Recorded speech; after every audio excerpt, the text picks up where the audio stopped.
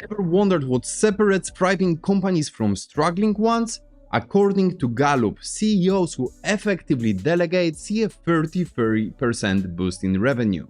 I'm Michał, and today I will unpack why delegation is essential and share actionable insights I've gathered over a decade in software engineering, backed by scientific research. We will cover delegation by looking at it from 3 different angles.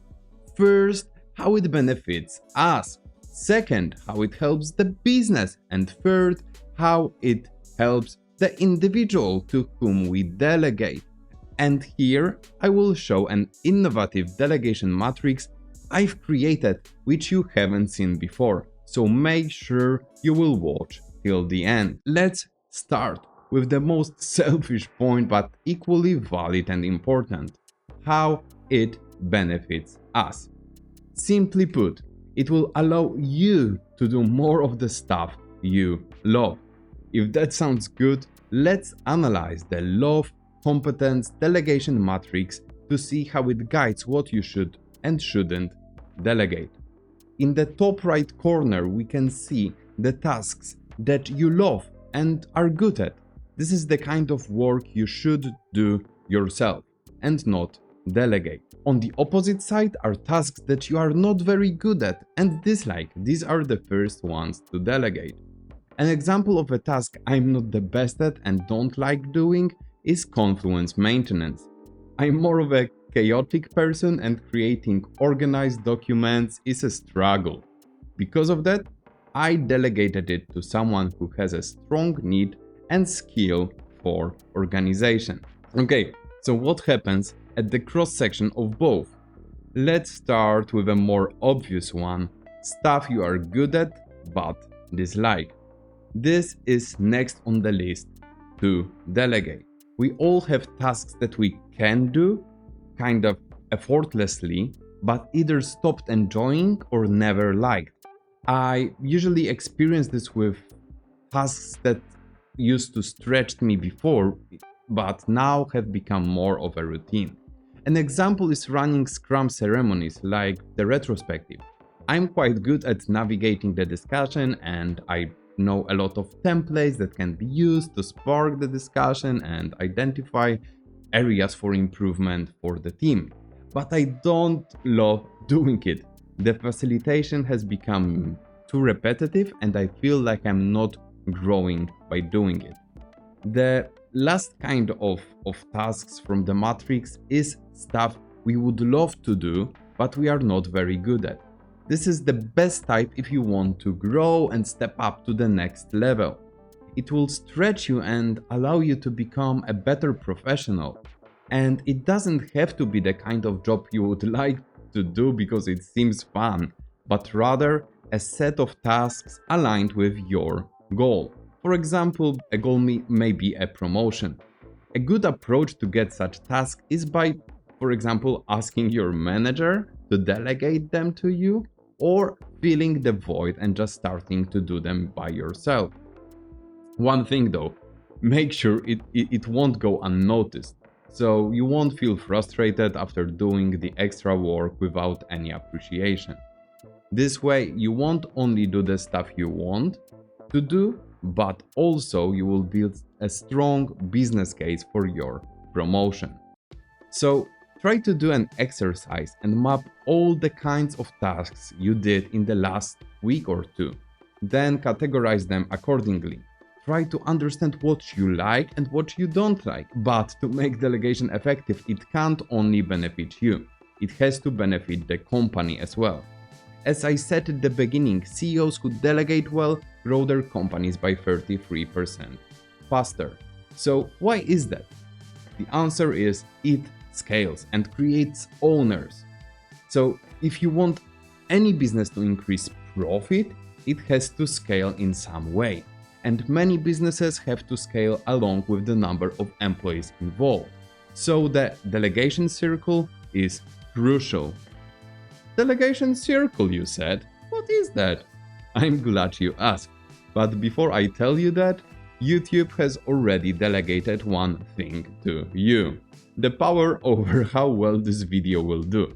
If you find it educational or interesting, please press the like button and watch till the end. The last point I will be talking about in this video is crucial for making delegation beneficial for the people you lead. So now let's dive into the delegation circle. It's a powerful feedback loop that drives companies' growth and efficiency. It all starts with the bigger profit of the company. The current team has delivered value, and now, to scale further, it has to hire more people. So the next step is obvious: a bigger team, right? A bigger team allows handling more responsibilities and bigger projects, but only if one requirement has been met. There are no bottlenecks.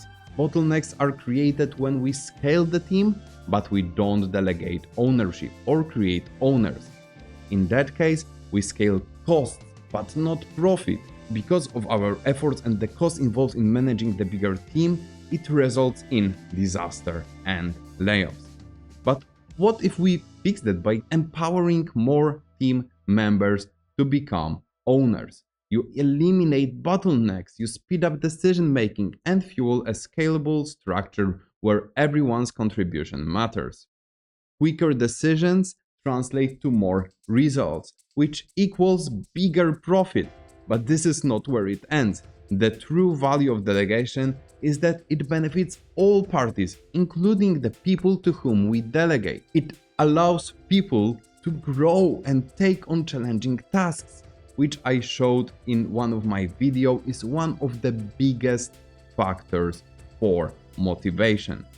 So, to show which tasks should be delegated to whom, I've created my own framework, the Seniority Potential Matrix. On the y-axis, we have potential for growth, and on the x-axis is the seniority of an employee.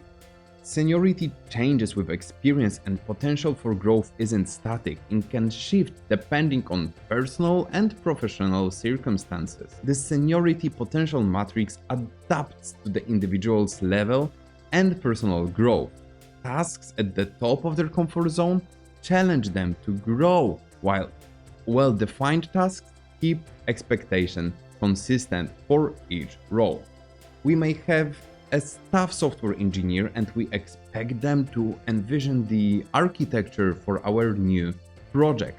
This may be something they did already multiple times, so for them it's not longer abstract. We know and we expect they will do a good job.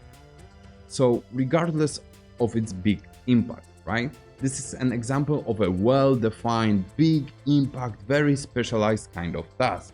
The same task for a junior person would be one of the most abstract tasks they would take. With, it would be a too big of an impact, indicating it shouldn't be delegated to them.